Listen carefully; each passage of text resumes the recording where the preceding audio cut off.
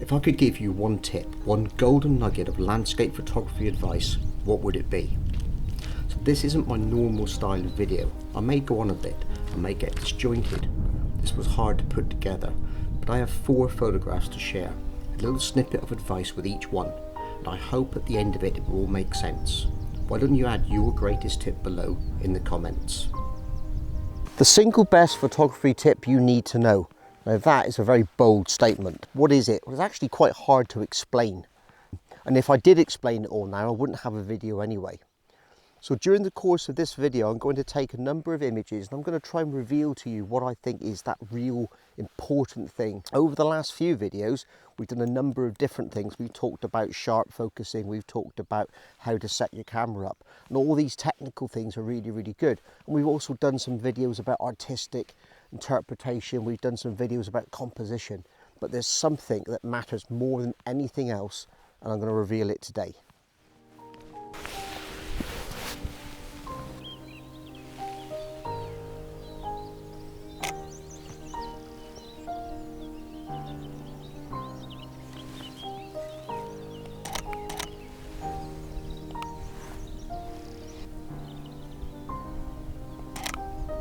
So yeah, the photograph I was just taking, I thought I wouldn't be able to get. The light had completely changed, it had gone dull, a cloud bank had rolled in, and I thought, well, that's it, it's not going to happen. But I had been watching the clouds and I could see there was some more broken cloud there, so waited around for a little bit, but I still didn't have a lot of hope. But it just goes to show that you really do need to wait around and make sure you're out in the landscape and apply what you've learnt, and that way you'll sort of get those photographs. So I'll put a raw picture up on the screen now so you can just see the composition. And I've been working on the tree down on the left hand side as a starter for the composition, and then I've got this bank of trees coming in from the right on a nice diagonal, and then there's a sort of like a green path amongst the yellow grasses that lead you up to the tor at the top. Incidentally, that's where we're going to be heading in a minute. But I just like this composition. I just thought it worked really well and gelled well together. I don't know if I'm going to do it as a colour or a black and white picture. I haven't decided yet. Now the sky's rather uninteresting, and I'll probably do it as a letterbox composition. Just crop out some of that, get rid of some of the uninteresting parts of the scene, and see what happens. So yeah, time to move on and see if we can get some more images maybe on the way up. There's some nice trees and things down around here. And who knows, maybe I'll just stop at the top and have a bit of breakfast and take some images from the top of there. But that's our destination. So yeah, let's crack on with that one. I didn't know when I started this shoot that I would be producing black and white photographs. But the more time I spend out in the field, the easier it is to find images. The colour versus black and white debate is heavily influenced by the landscape. Here, the strong compositional elements, leading lines and simplicity drew me to create a black and white image. Just being there is the first part of this tip.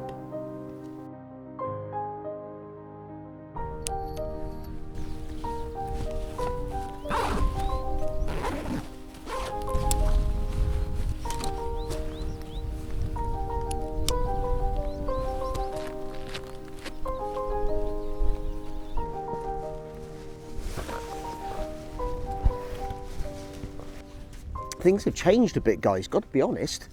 I thought we'd escaped the bad weather, and I found this really quite nice spot to have some breakfast. That's why I wanted to film here, to be honest, because it's actually out of the wind and out of what could be quite a bit of a heavy downpour. So I've donned the waterproof trousers and put a thicker jumper on, and we'll see how it goes. Anyway, we're refreshed. We're a bit warmer with some warmer clothes and layers on. It just goes to show, doesn't it? If you're going to come out on a day like this and do landscape photography, regardless of what the situation and what the weather is, and just get out and enjoy it. And there's another hint as to what the biggest tip is. You really do need to come out prepared and just make sure that you're ready for it. So we're going to find some more compositions, aren't we, Ruby? And see what we're going to do. Should we take some photos? Take some photos? Come on then, take some photos. Ruby's up for it.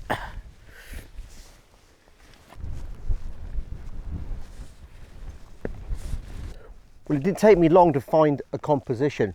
In fact, to be honest, I did have an idea when I was walking up the track down this side. You can't see it from where you are, but when I was walking up to this tour, I did have an idea of what I would actually be taking when I got up here, but I wasn't 100% certain. And to be honest, I'm still not 100% certain exactly what composition I'm going to show you, because there's quite a few. There's a few different ones I can take here. But let's just run through some of the elements that I like in the scene. So it's got a great foreground interest on your, on this side. I always get my left and right mixed up when I'm talking to camera. But on this side, we've got these lovely granite slabs and layers of rock sort of holding you in on that side of the picture. And it is quite dominant on that side of the image, but it has a structure to it and a purpose, because it takes your eye through the scene to this lone small sapling growing just on that tall outrock there. It'd be interesting to come back in a few years and see what's happened to it, see if it survived. But it's just there against that sort of stormy sort of sky in the background. I'm not sure that's going to come over in the picture, but we'll see. But these are the sort of elements and the things that I like in this composition. So I thought I would just do it from this point, because I can show you quite easily what they are. So we've got that nice sweep coming in, the tree in the top there, and let me just talk you through what I've set up on the camera. So come and have a look at my my composition and my setup.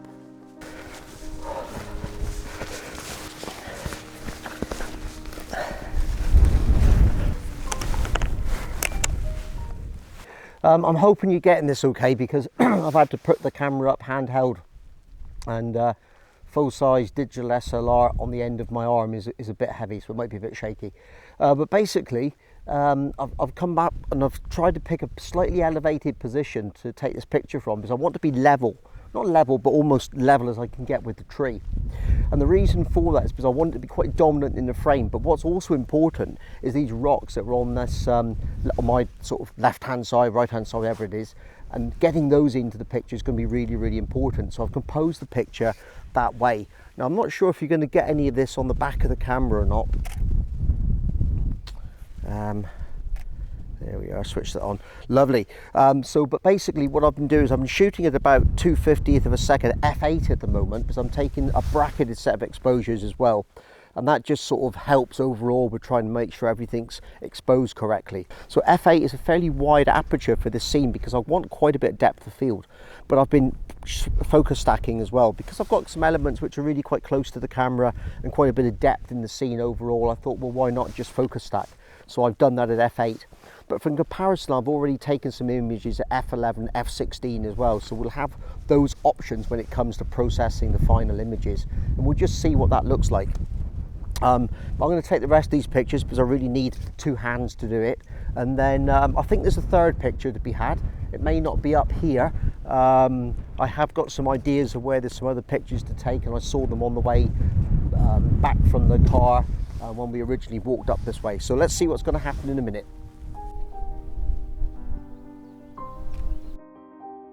It's time to confess, it is going to be a black and white shoot. But with this much texture, the simple graphic shapes of the lone tree, the decision was subject-led. If being there is the first part of my biggest tip, then spending more time out there has also got to be part of it.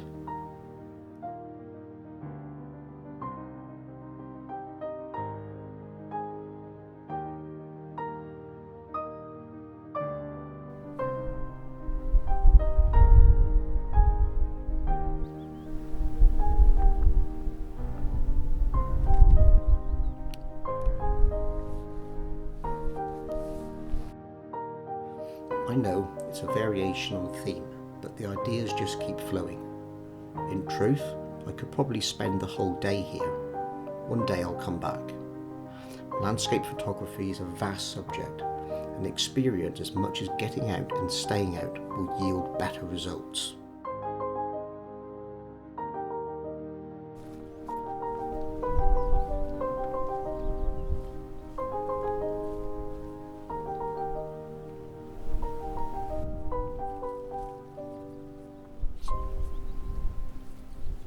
So the last photograph, yes, so I saw this potential picture on my way up to taking the last photograph, and I thought that it had a little bit of potential and it's something I could do.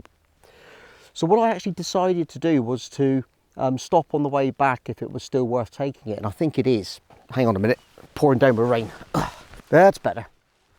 So yes, so I've stopped at this point again to take this photograph, and basically what I've got in front of me is this old bit of stone wall and a gateway, and it leads down to a path down through some trees.